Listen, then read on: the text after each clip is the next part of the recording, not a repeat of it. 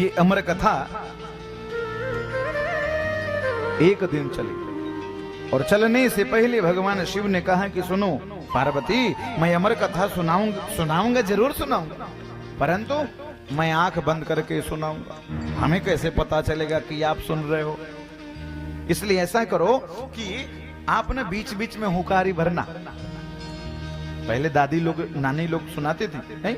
एक राजा था तो पोता पोती होते थे, बोला नानी, हुकारी भर देते ना। आज वो नाना नानी वाली खत्म मामला, टाइम ही नहीं है नाना को।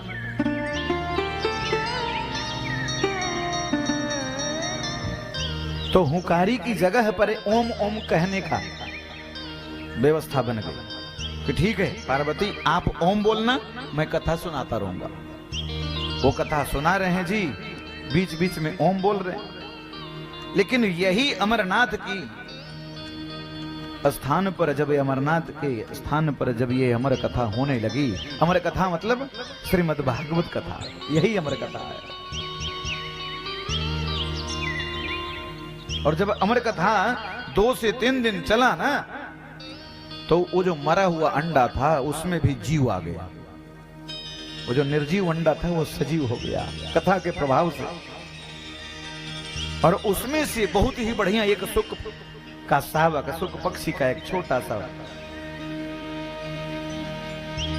और जैसे ही सुख पक्षी का एक छोटा बालक निकला उसमें से, वो मरे हुए अंडे में सुनते सुनते जैसे ही जीवित हुआ, उसने सोचा कि ओ मैया तो लग रही है कि अब सो गई क्या? अब मैया का मुंह से तो ओम ओम आ ही नहीं रहा, और अगर ओम ओम बोलना मैया बंद कर देगी तो बात लगता है भोले बाबा कथा भी बंद कर देंगे, क्योंकि कोई सुन ही नहीं रहा। तो मैं ऐसा करता हूं कि मैं ही ओम ओम बोलता हूं। अब वही मरे हुए अंडे से सुख पक्षी निकल करके, और वो बालक जो है बच्चा, तोते का बच्चा, वहीं से घुंडर में से बैठे बैठे ओम ओम ओम बोल, आंख बंद करके महादेव कथा प्रारंभ।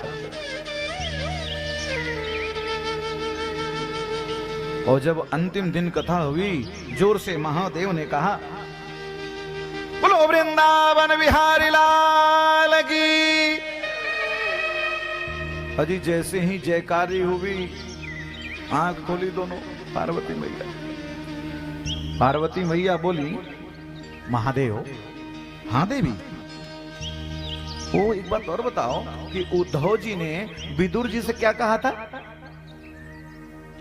महादेव ने कहा उद्धव जी के विदुर जी ने क्या कहा था? ये बात तो 4-5वें दिन वाली थी, आज 7वें दिन है देवी। क्यों कथा सुन नहीं पाई क्या? लगता है महाराज कि मैं ना आंख बंद करके सो गई। बोले तू तो सो गई, लेकिन ये ओम ओम की तो आवाज आ रही थी।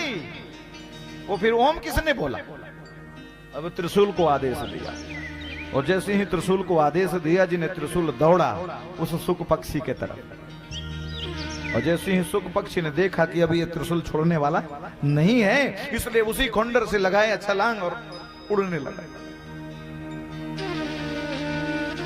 अमरनाथ से नीचे आया बद्रीनाथ में, और उसी बद्रीनाथ में आज भी ब्रह्म नद्याम सरस्वत्याम आश्रम पश्चिमे तटे सम्या प्रासयति प्रोक्तः ऋषीणाम सत्रवर्धन। एक उसी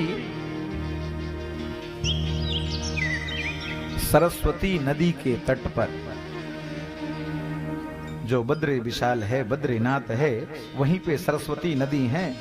और उसी सरस्वती नदी के पश्चिमी किनारे पर एक साम्याप्रास नाम का आश्रम है।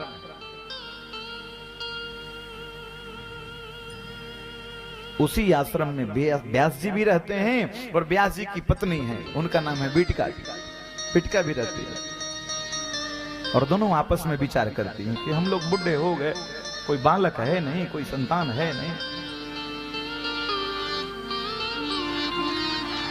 व्यास जी ने कहा कि सुनो देवी, भगवान नारायण का पूजा करो, सूर्य भगवान की पूजा करो और अपने ठाकुर को याद